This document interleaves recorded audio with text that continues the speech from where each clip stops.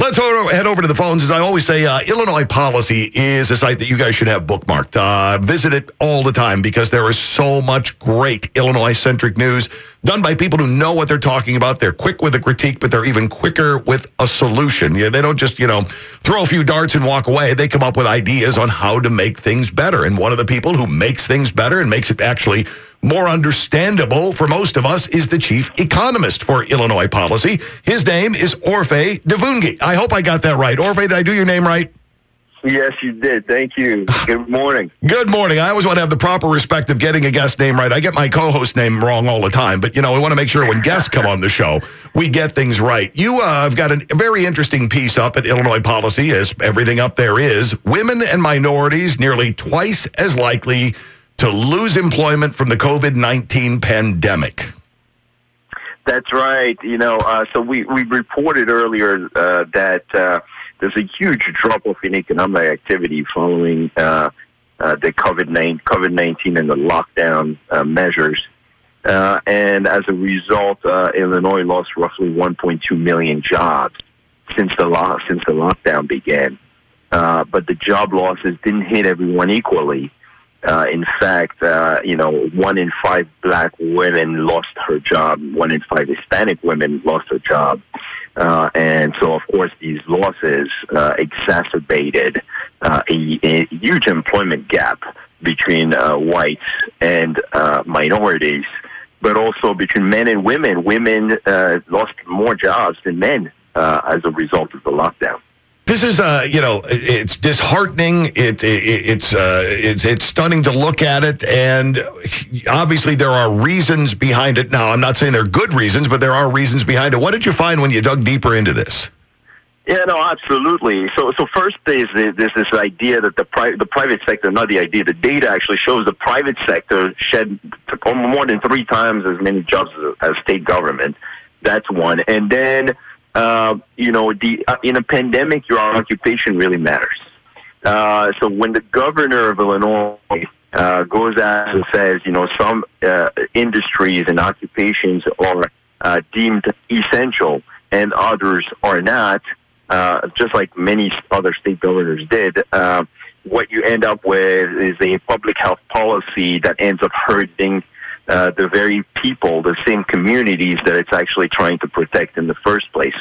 So that's what we're seeing. And of course, these women, particular minority women, are struggling to make ends meet as a result of public policy.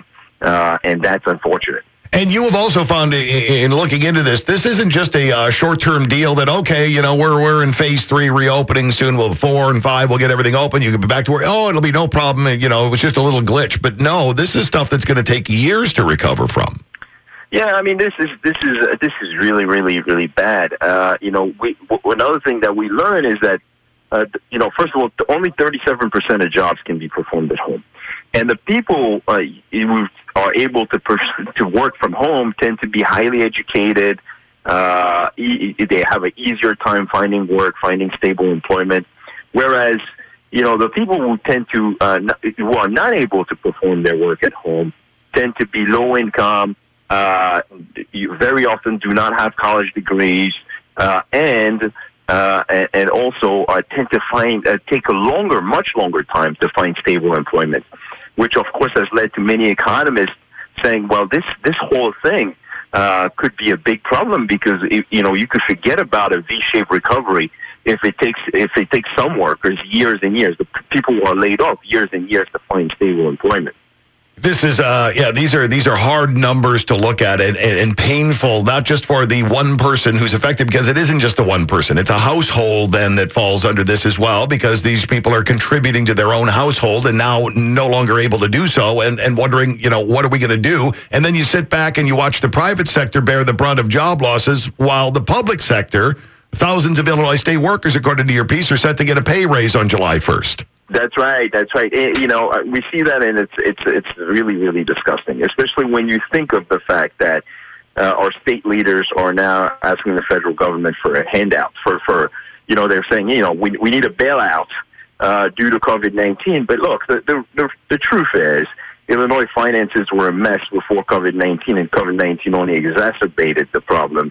So we need to, they really need to look in the mirror and think, for years and years, we had a 10-year economic expansion. How is it possible that the state of Illinois could not put together a decent rainy day fund, at least to mitigate some of the problems we're facing today?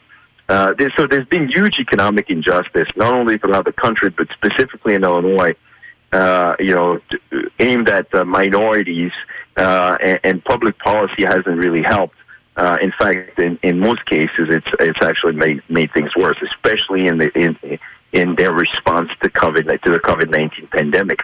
Absent from the debate altogether is the fact that unemployed workers tend to develop health conditions, stress-related health conditions, and that the fact that blacks are less likely to be employed than whites, and that there's been a huge gap in employment outcomes for those communities, also means that they have more pre-existing conditions in their populations, and that means, of course, that translates, of course, into higher hospitalization rates, higher risk related to COVID-19.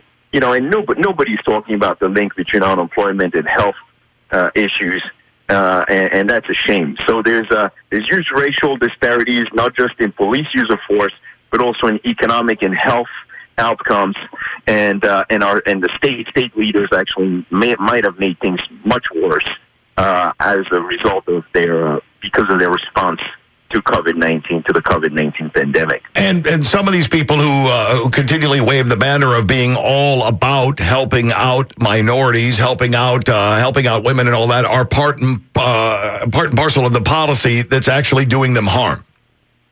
Yeah, that's exactly what it looks like. I mean, we should have taken that into account. Let me just make something clear. When COVID-19 hit U.S. shores, economic activity, even before the lockdown, economic activity had started to decline slightly. And the reason it declined was because people on their own were able to, perceive the risk, right? They perceived the risk of the potential of getting sick. And so they reduced their economic activity. Mobility had reduced considerably. But what the lockdowns did is they made things worse. Right, the lockdowns account for roughly 60%, more than half, 60% of all job losses.